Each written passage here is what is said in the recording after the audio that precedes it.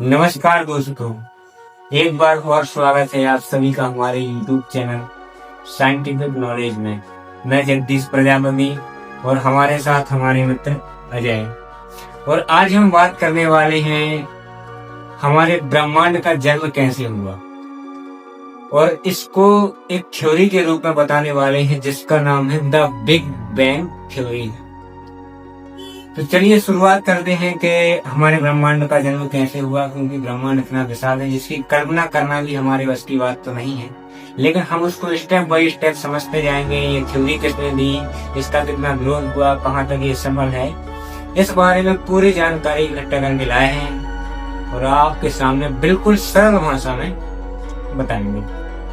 Big bang theory यानी महाविस्फोट।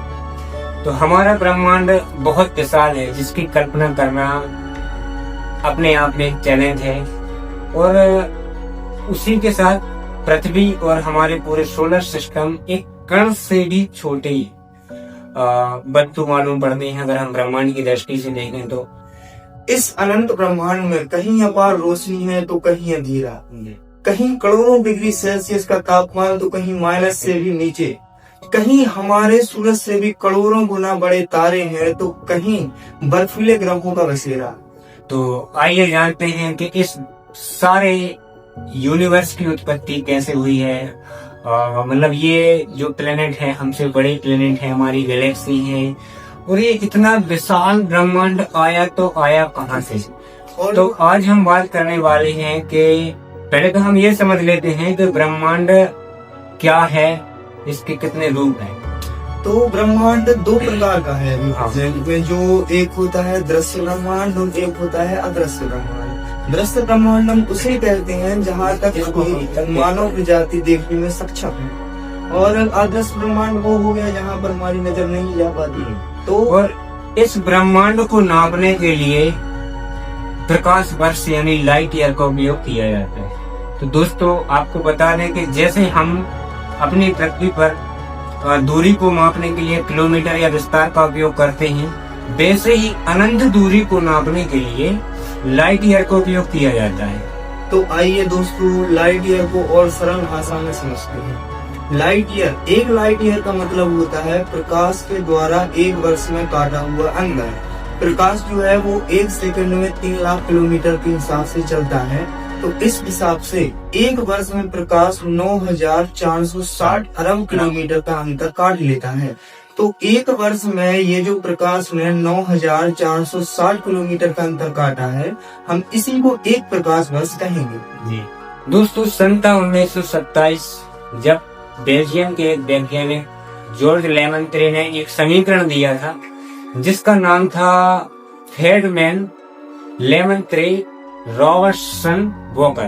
तो दोस्तों लेमैत्रे ने जो वॉकर समीकरण दिया उसका मतलब ये था कि ये जो हमारा सारा ब्रह्मांड है जो कि अभी 93 अरब प्रकाश किलोमीटर में फैला हुआ है, वो एक शुरुआती दौर में एक छोटे से बिंदु जिसको द सिंगुलैरिटी बोला जाता है उसमें समाया हुआ है, और इनके अनुसार इसी बिंदु में एक महाविस्फोट हुआ। ये अज्ञात कारणों से महाविस्फोट हुआ जिससे कि ये जो ब्रह्मांड है वो इतने प्रकाश वर्ष में फैला।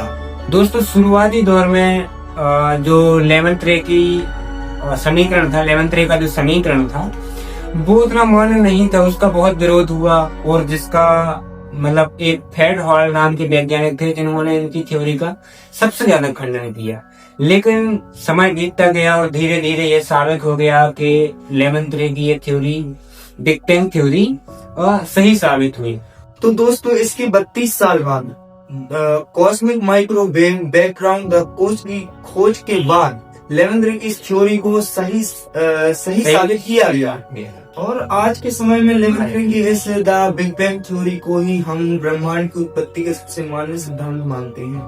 मतलब हमारे ब्रह्मांड का जन्म कैसे हुआ ये इनकी थ्योरी ने साबित कर दिया। तो बिग बैंग थ्योरी के अनुसार ये जो सारा अस्तित्व है, चाहे वो ग्रह हो, चाहे वो सूर्य हो, चाहे जितना भी ये मैटर जो अभी फैला हुआ है, वो सभी एक छोटे से बिंदु में समाया हुआ था जिसको द सिंगुलैरिटी बोला जाता है। और जब ये महाविस्फोट हुआ तो इस महाविस्फोट के समय तापमान इतना अधिक था कि उसको शब्दों में कहना मुमकिन नहीं है। आप ये तस्वीर देख करके अंदाजा लगा लीजिए इस महाविस्फोट के बाद 1 सेकंड से भी कम समय में, जिसे हम प्लैंक टाइम बोलते हैं, उतने में हमारे यूनिवर्स का जो तापमान है वो 10 अरब तक गिर गया था दोस्तों। और ये प्रक्रिया मतलब जैसे जैसे हमारा यूनिवर्स फैलता गया वैसे वैसे ब्रह्मांड का तापमान कम होता गया।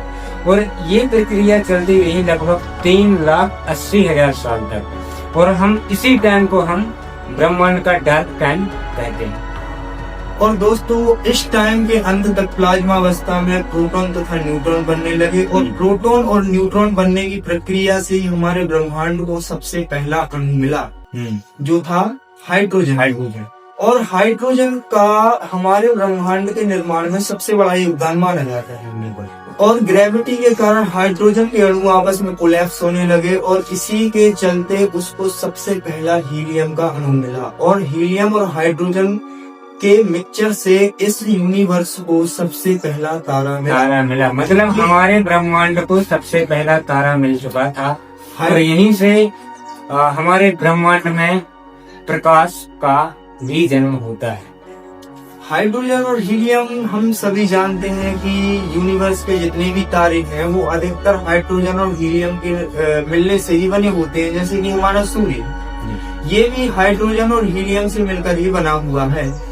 और ऐसे ही ब्रह्मांड में कई तारे हैं जो हाइड्रोजन और हीलियम के मिलने से निर्मित हुए हैं। और शुरुआती यूनिवर्स में जब हाइड्रोजन और हीलियम के अणु मिले तो इस ब्रह्मांड को सबसे पहला तारा मिला, और इस ब्रह्मांड में रोशनी आई, एक चमक आई। और बीतते हुए समय के साथ यही प्रक्रिया ब्रह्मांड में कई बार दोहराई, और इस पूरे यूनिवर्स को, जो अभी हमारा दृश्य यूनिवर्स है, इसको पूरी तरीके से जगमगा दिया। धीरे धीरे बिग बैंग के इस कॉस्मिक मैटर से अणु बनते गए, और जिसमें ग्रह उपग्रह बनने का कार्य स्टार्ट हो गया। और ऐसे ही करीब 8 अरब सालों तक ये विनाश और निर्माण की प्रक्रिया चालू रही। और करीब 4.5 अरब साल पहले एक निहारिका के ढह जाने से हमारा सूर्य बना, और इसी के बचे हुए मैटर से हमारे अन्य ग्रह भी बने, जिसको हम आज सोलर सिस्टम कहते हैं। वही हमारे सोलर सिस्टम का जन्म ऐसे हुआ था। और सूर्य के निर्माण के बाद ग्रहों का निर्माण शुरू हुआ। सबसे पहला ग्रह जो बना वो है बृहस्पति। और ऐसे ही हमारी धरती का भी निर्माण हुआ।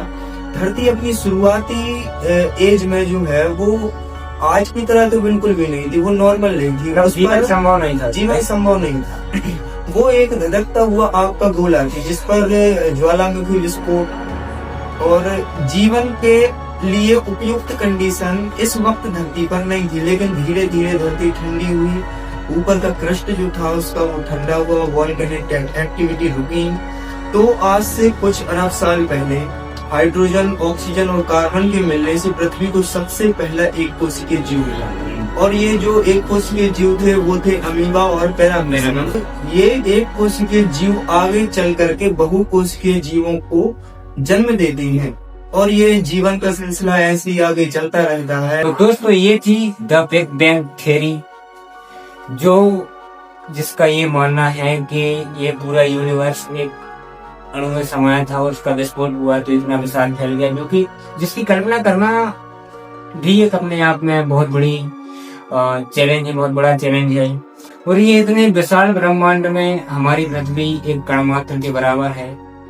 तो ये भी संभव है कि ब्रह्मांड में कई और ऐसी गैलेक्सी हैं, मतलब लगभग अभी तक हमें पता लगा है कि 200 मिलियन हमारे ब्रह्मांड में गैलेक्सी हैं। और ऐसा भी हो सकता है कि कई प्लेनेट पर अभी जीवन है, कई प्लेनेट अभी बन रहे हैं। बहुत विशाल है ब्रह्मांड, जिसकी कल्पना करना अभी तो हमारे बस में नहीं है। लेकिन हमारे जो वैज्ञानिक हैं वो धीरे धीरे लगे हुए हैं रिसर्च करने में, और हम उनकी थ्योरी को इकट्ठा करके लाते हैं और उसको शॉर्ट और हिंदी भाषा में, पूरी हिंदी भाषा में समझाते हैं। और अगर आपको ये लगता है कि ब्रह्मांड की उत्पत्ति ऐसे हुई तो कमेंट में जरूर बताएं। और आप अगली वीडियो कौन सी थ्योरी पर देखना चाहते हैं ये भी आप कमेंट में जरूर बताएं। धन्यवाद।